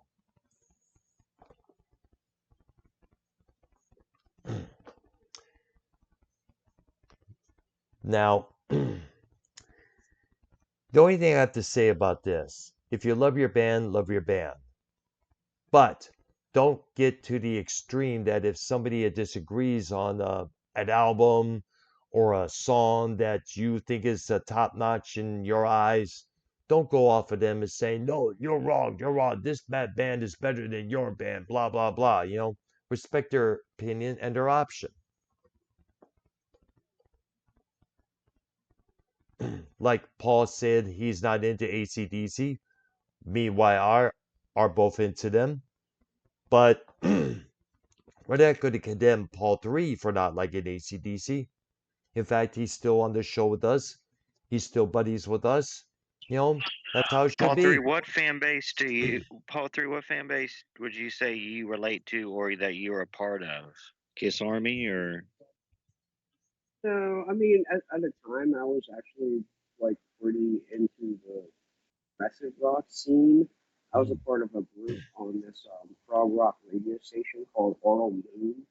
It's actually online. It's an online. Well, Paul, you really gotta. There's something wrong with Yeah, your we have audio. a hard time hearing you, man. Weird. Go listen to it on the stream, and then you might figure out what it is. You're gonna be like, oh. But while he fixes that, because this is important, I want to hear this. Look, I would say me and Brown are part of, and look, you kind of somewhat have one, the battle vest, and I have one. I'm building it, but I like, I'm having complications with my battle vest. I pretty much have patches, but I don't want to put it on a cheap Chinese, vest, which that's what I have, and I want to put on, something else. You know what I mean? Yes. Not cheap Chinese, but like a nicer, something. So me and Brown are. I mean, I would say we're part of them. Do we have to have a battle vest to be a part of the metal community? Not really that much. I think, but it does help in a way. That's the same as a leather jacket. I mean, there are metalheads out there who probably look like a total preppies. They probably have to look total preppies because of the line of work that they do for a living. Like there are metalheads out there who probably have to keep their hair short because they work with a lot of machinery, and of course they, have to look to do their jobs right.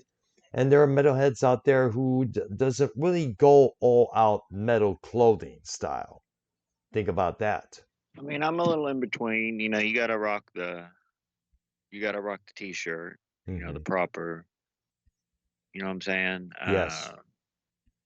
Try to keep it to like a black pant. But you gotta relating to being part of the fan bases, relating to the fan bases, like wild fan bases that are crazy and wild, like the ICP fan base, Juggalos. Yeah. Fan bases have certain names to them, but like, everyone is a fan of something, and the base of that is, like MAGA. You know what I'm saying? Yeah. The base. Yes. The mega base. I'm trying to figure out like Paul 3, like the classic rock community or whatever. So it's like it's like one big pond. Like I like ZZ Top, I like Leonard Skinner, I like all these classic rock band or whatever, Eagles or Styx. So instead of being a fan base of like one band, Paul 3 is a part of this fan base / community, classic rock, that is fans of all these different types of bands. Paul 3, we have him back. Is that, or no, you're not done with your audio yet? Can you hear me? Hear you a lot. Testing. Okay. All right. Okay. Yes. Yeah. I was part of a. God, what'd you do? It's way lot better. Yeah, it's I'm on my way better, laptop. dude. Yeah, I'm on my lap. My phone seems to be really weird. I don't know why it does it with the streams, but my laptop works a lot better. But yeah, I used to be a part of a prog rock group online. There's a group called Arl Moon, AURAL moon.com. It's a online prog rock radio station, and they also have a chat. So like there was a whole community that I was a part of.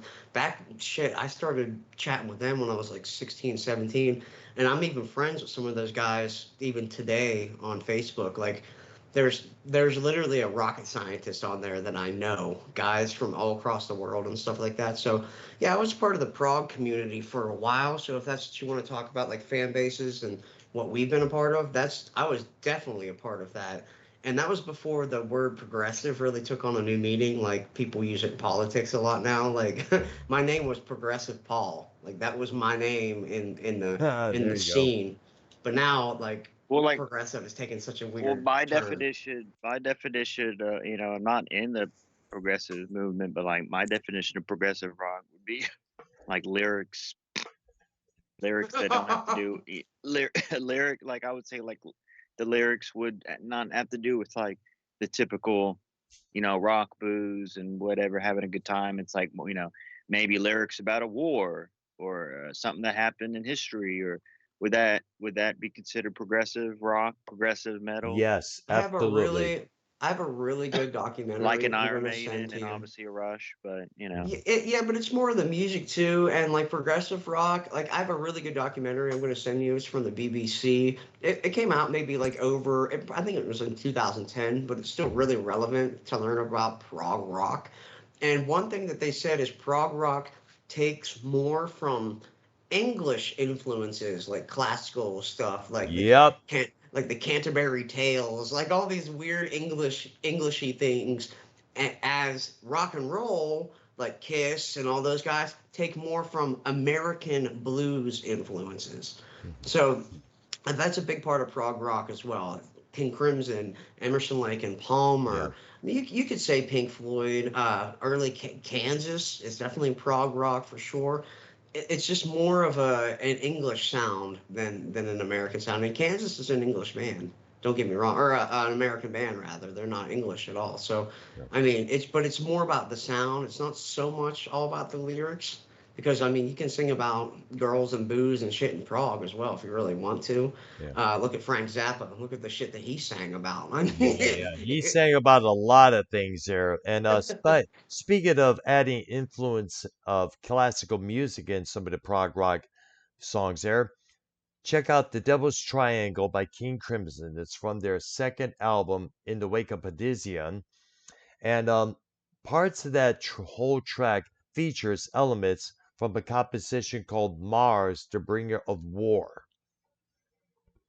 And yep. King Crimson also had a song about groupies called Ladies of the Road. It was from their fourth album called Islands. Yeah, that second album is actually called In the Wake of Poseidon, who is like Poseidon. the Yes, thank yeah, you. Ice yes, who is Poseidon. like I don't know why I came up there. I always get mixed up with that. Because when I first saw that word, I thought it was Poseidon or something like that. mhm. Then I realized, oh crap, I'm pronouncing it the wrong way. I've always had an issue with that for some dumb reason. That's a great call though for a song to listen to, and that album is unique because the first album was so legendary in the Court of the Crimson King, and you had Greg Which Lake who I'm wearing sang. right now.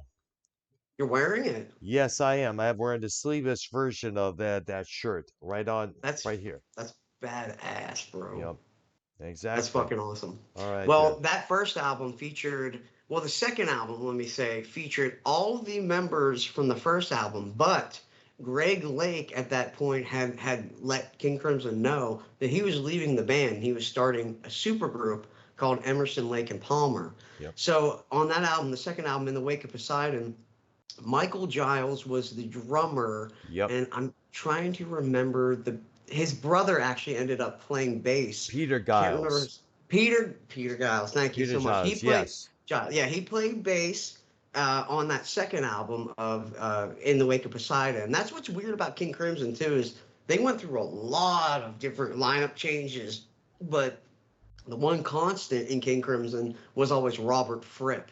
And Hmm. that's sort of why you always had the King Crimson sound, even though, I mean, the King Crimson of 1969 was way different than the King Crimson of, 1977, the King Crimson of 1980. I think, in the late 70s, Fripp wasn't doing too much Crimson. He was working with artists like Brian Eno and things like that. So he David wasn't doing. Bowie. Yes, David. David Bowie. Yeah, he Yep. was doing things like that. I think getting a little bit more experimental and wasn't doing King Crimson until the '80s when he brought on Adrian Belew, Tony Levin, Bill Bruford, and they Yeah. released things like Discipline and those Which I had. albums. Which I had that album as well. But I remember my mom got it for me for Christmas back in 1981 when that disc came out. And by the way, King Crimson, that King Crimson did made its way through the new wave genre when you think about it, there alongside Laurie Anderson and Talking Heads. They really did, and just like the sounds that they had too, they used that Roland jazz chorus amp, which had Yep. a legendary chorus sound on it, and you can hear it all over those King Crimson tracks. And a lot of the songs in the '80s had that Roland jazz chorus on it. Yes. New wave is another genre of music I absolutely love. I'm a Mm, big fan of new wave music. I would love to do a show on that sometime. yeah, so I second that notion. Most definitely there, man. And by the way, let's not forget the guitar synthesizer that both Fripp and Ballou was using on those records and performances. Very, very true. Yeah, it was a great time for music, man. The '80s, that's one time where I wish I could have at least been around to be a musician and perform and release music because the '70s were great, but the technology was just a little bit better in the '80s. It made it easier to be a musician. Yeah, exactly. That's for sure there, especially with the samplers. Yeah, yeah, all that stuff was just a little bit easier. Everything sounded a little bit cleaner. But man, to be in the '70s, though, to be a musician in the '70s would be awesome. To be a musician in the '60s would suck because you had no floor monitors and you'd be worrying constantly if you're getting drafted to fucking Vietnam. That's true there.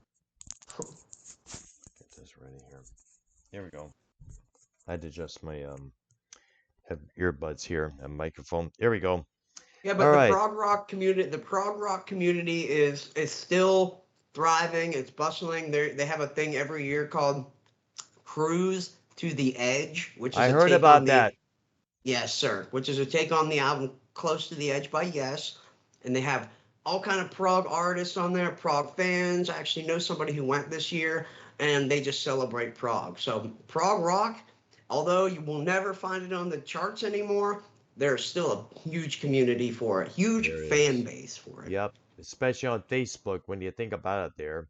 Hell, Oh yeah, a lot. there's a King Crimson group out there I've seen a few times.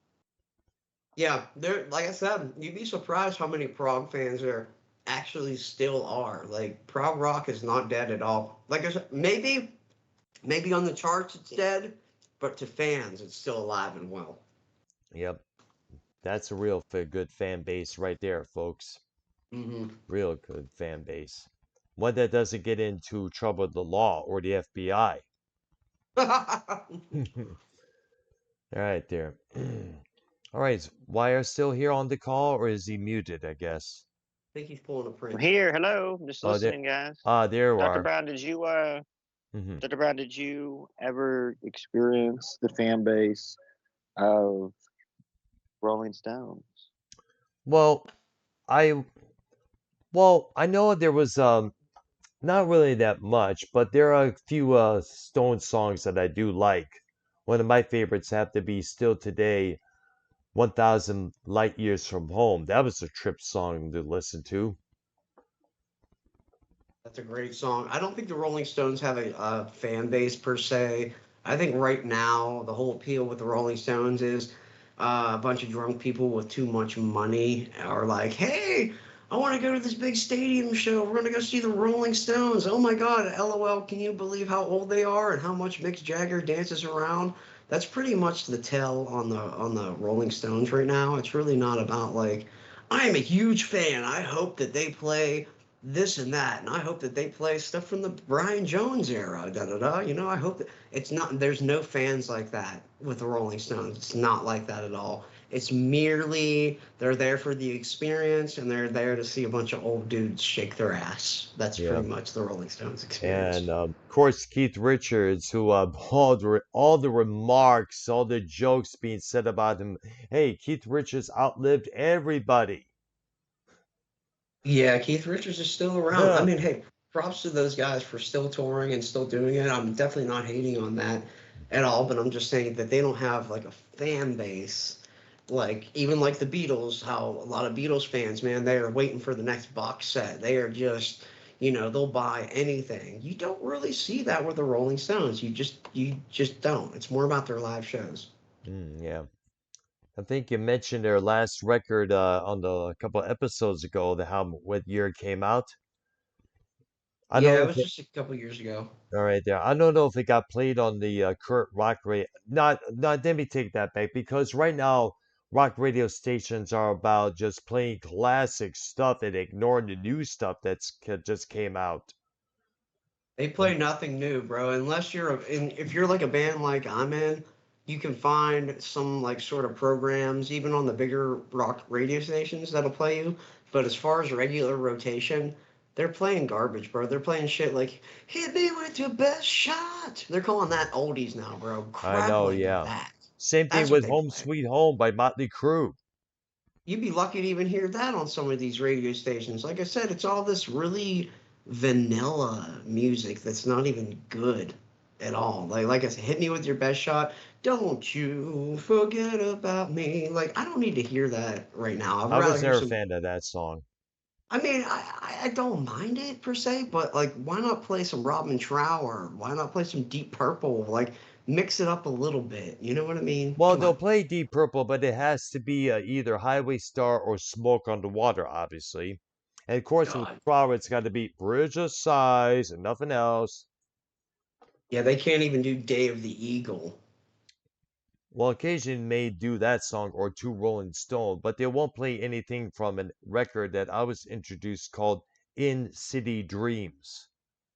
That's a great one. They would never play anything off of that ever. Let alone the song from that record called Bluebird, which is almost puts you in tears when you think about it.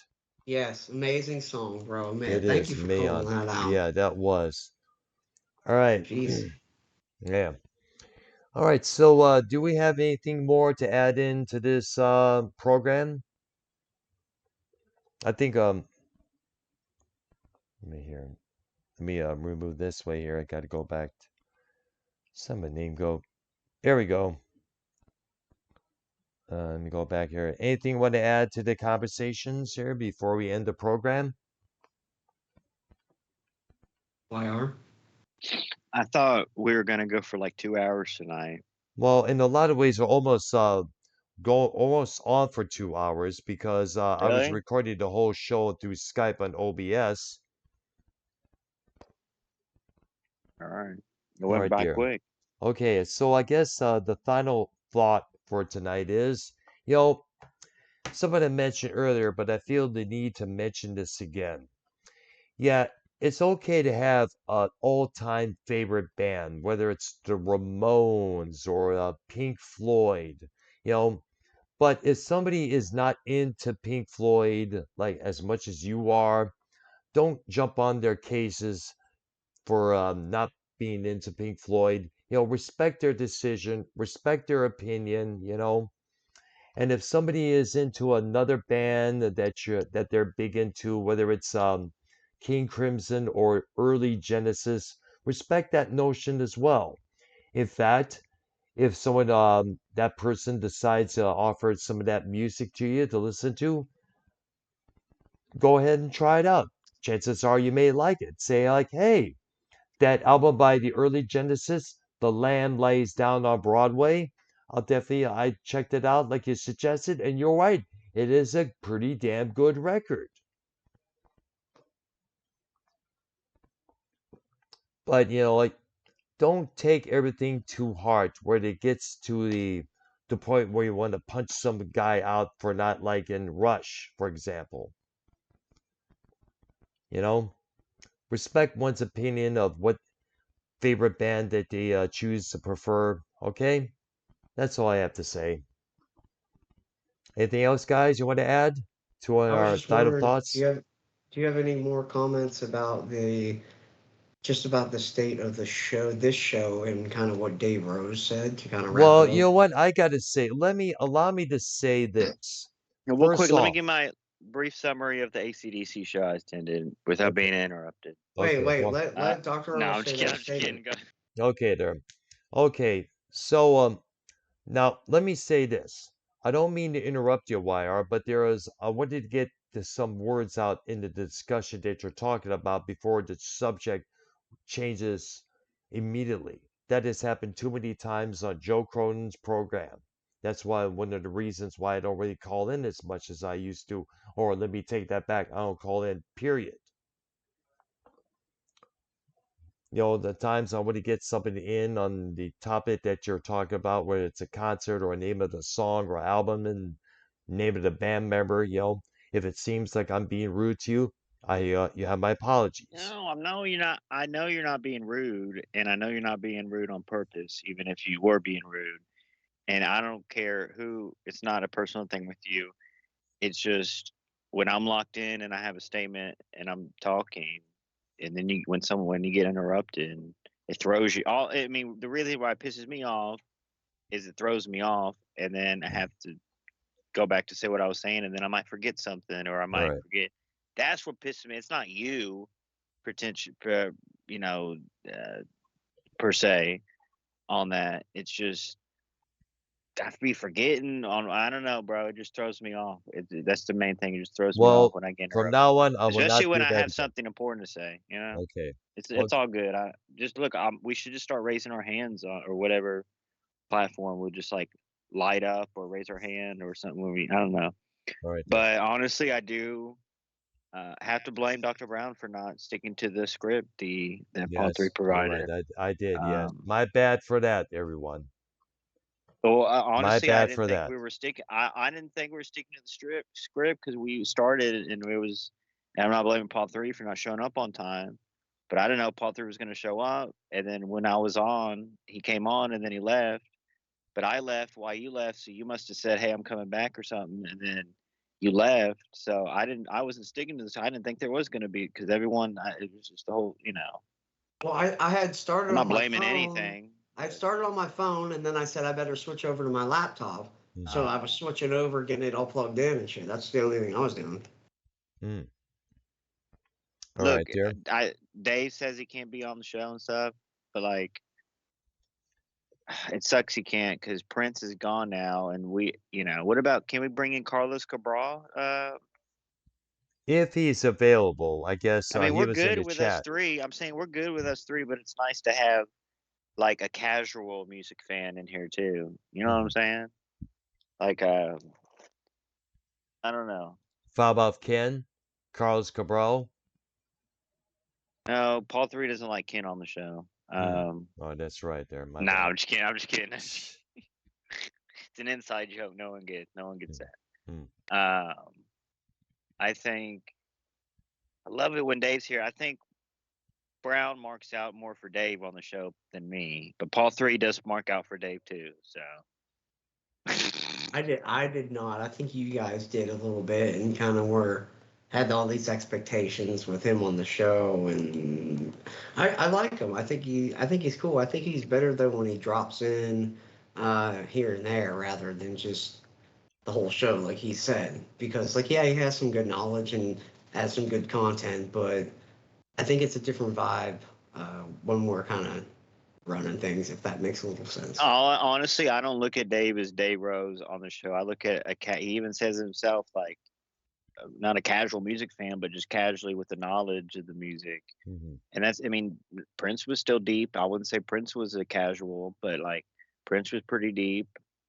And it sucks he copped an attitude at the last minute the other night, but Dude, he got weird, like legit. Like Well, too. that's strange what he did. Well, what we're going to do in terms of Prince is sometime soon. And Prince, you are welcome to come on board and discuss this whole thing. The door is way open for you, brother. Let's get this whole thing squared away.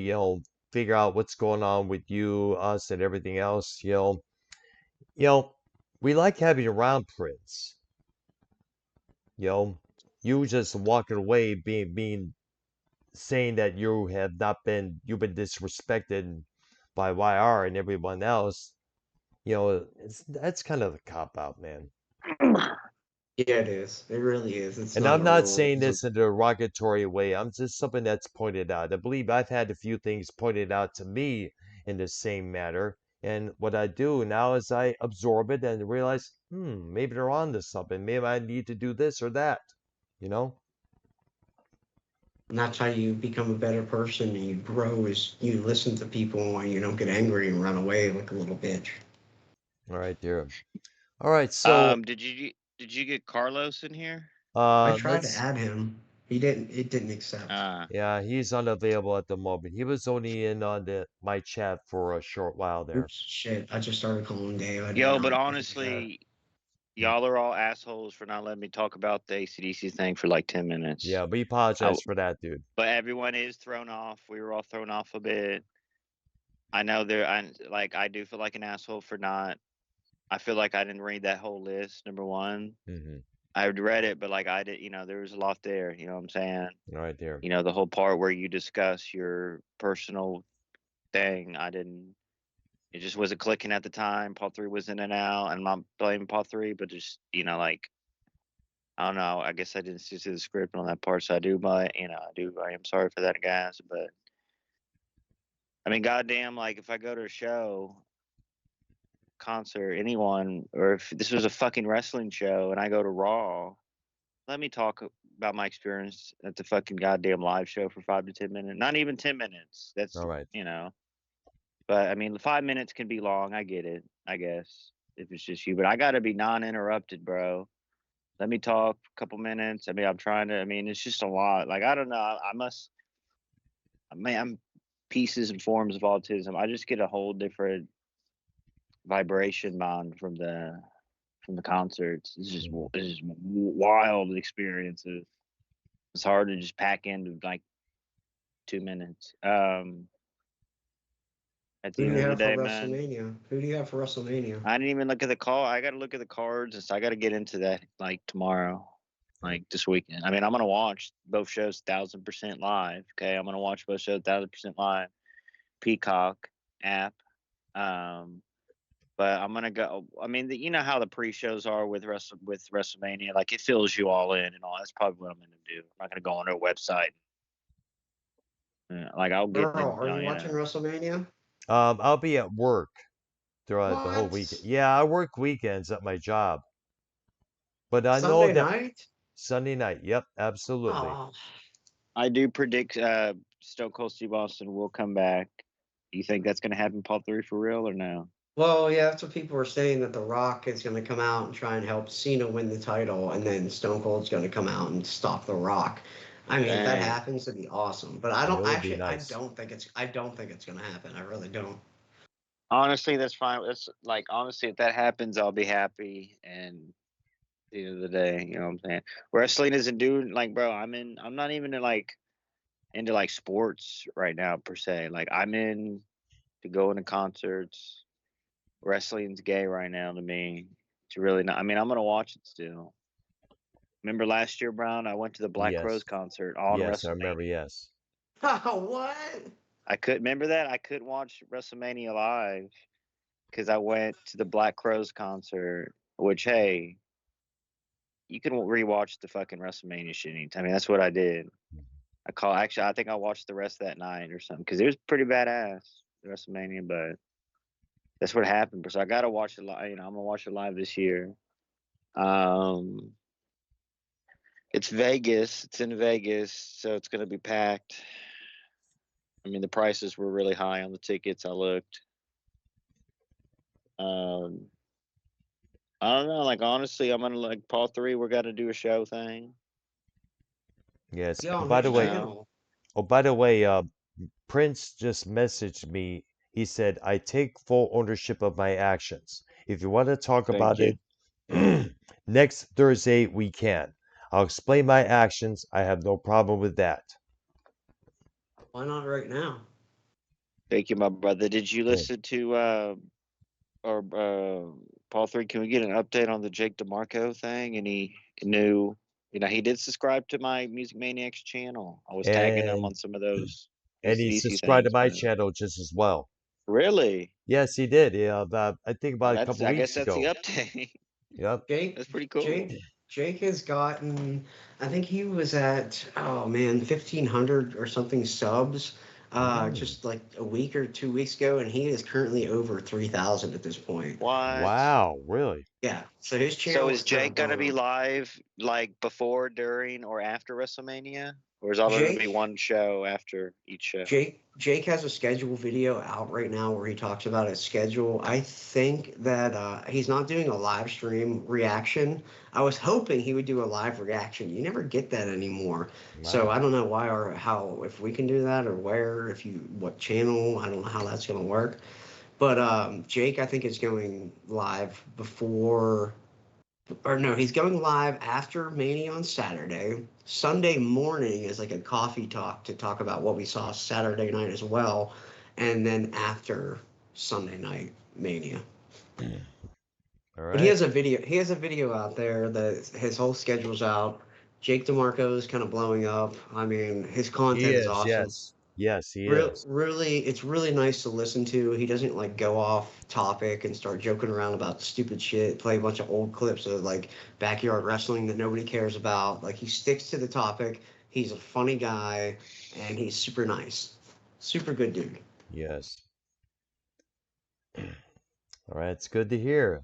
And we You should, want to support people who are also good human beings. You know what I mean? You want to support content creators who are actually good people as well. And Jake DeMarco is definitely that. I'm not going to name any names, but there's other content creators in the wrestling space who are pieces of shit who Well, get a lot of Paul support. 3 and Jake DeMarco, we all here, and obviously Dr. Brown, we all do support AOC and Bernie What? Sanders, oh, their that, team. that bitch. No, I'm just joking around. Look, Jake DeMarco used to talk to me back in the day. I probably was talking to Jake DeMarco before you, Paul 3, back That's in what he the DMs. said. That's what he said. He hooked me up with a guitar, my first guitar, bro. He taught me, What? well, he was telling me, like, I was asking him questions, fishing around. And he told me, Ibanez, bro, get an Ibanez, man.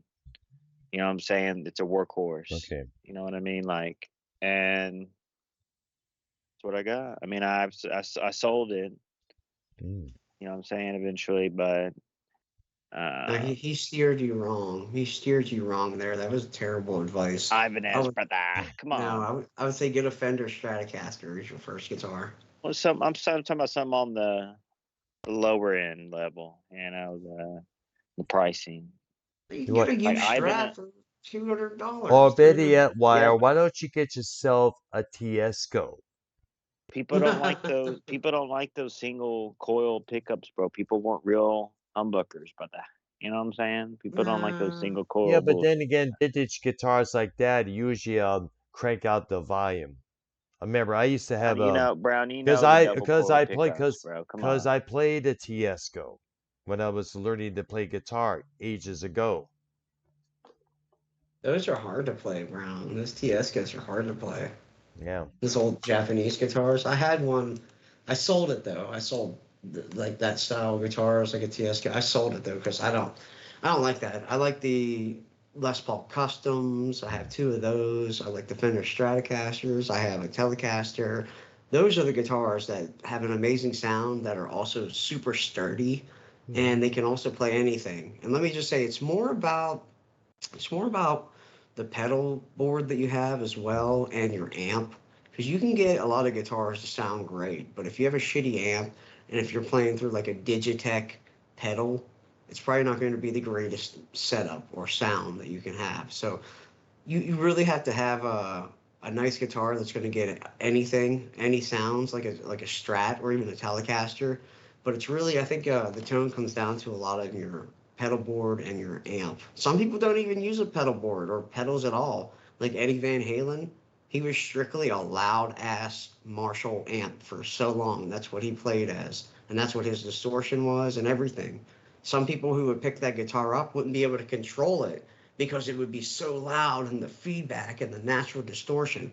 But obviously, Eddie knew how to control it. But yeah, I think your amp, your tone comes a lot from your amp, in my opinion. So yeah, YR and Ibanez, they're okay for especially the stuff that Jake likes to play, that heavier hard rock detuned stuff. That I mean, I kind of get that, but you can play anything on a Strat or a Telecaster. Mm. Because on that Ibanez, you're not going to get the best clean tone that you can get, but a Fender guitar, oh my God, the clean tones on those, some of the best. So yeah, Jake DeMarco steered you wrong there. But he is a good guitar player. I heard him play, and he told me that I inspired him to pick the guitar up again, and he's making some original music for his content. So that's pretty Good. cool. That's good to hear, What? man. Wow. Yeah, yeah. He just made an original song actually, which is pretty badass. He got the AI to sing it, but he added his guitar to the track. So it's like he has a he's like in an AI band right now, but it's pretty badass, I'm not gonna All lie. right, nice. Good to hear. We got to hear this sometime soon. In fact, Jake, if you're watching the show Yo, right can you now, play you a are little bit definitely. right now, Paul 3? If you want to give me a second, I can try and Yeah, I get want to that hear pulled his up. guitar on that. You sparked my fucking interest before we end the show and all that, guys. Just So give let's me a second. All right. It's pretty fucking cool. Damn, if I knew how to play the guitar like that, which I don't, Practice. Definitely I practice, would YR. love to do that, bro. Make an AI. I mean, I can sing some stuff too, but like that is cool having like an AI band, but like you playing your own instrument with that. You know, you can create so much shit, dude. You know what I'm Just saying? Like give me a second to find it. it's like karaoke, but with an instrument. It's crazy, right? Mhm. Is that a wild con? It's like a cool ass con. Like Jake DeMarco, pretty much. I mean, like you can add fill, drum fills, or you know what I'm saying. Like, but that's like, bro, like, and it's like your own band, bro. But like AI, brother. Mhm. I'm looking for the app where you're able to add different voices on certain songs, like they did with Ozzy's voice on some Ghost tracks.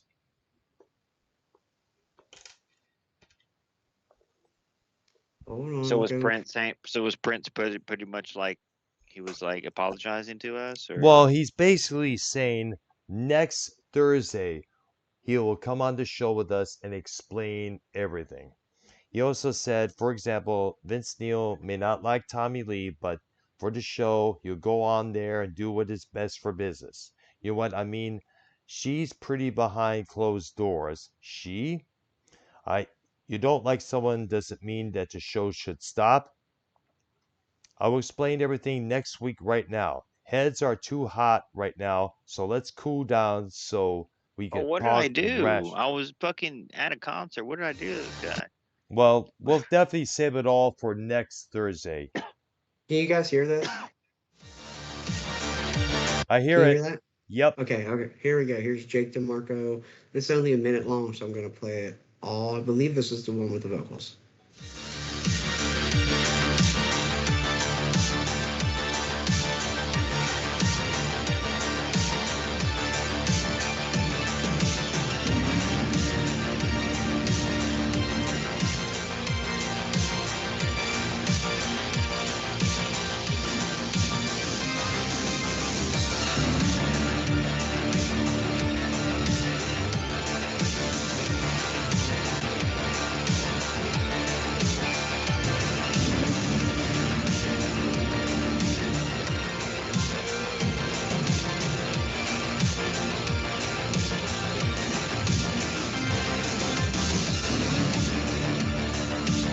Now that was the one without the. I have to look for the one with the vocals, but that was still Jake DeMarco with his guitar and some like a drum beat and shit like that. I really want to find the one he sent me with the vocals because it was super good.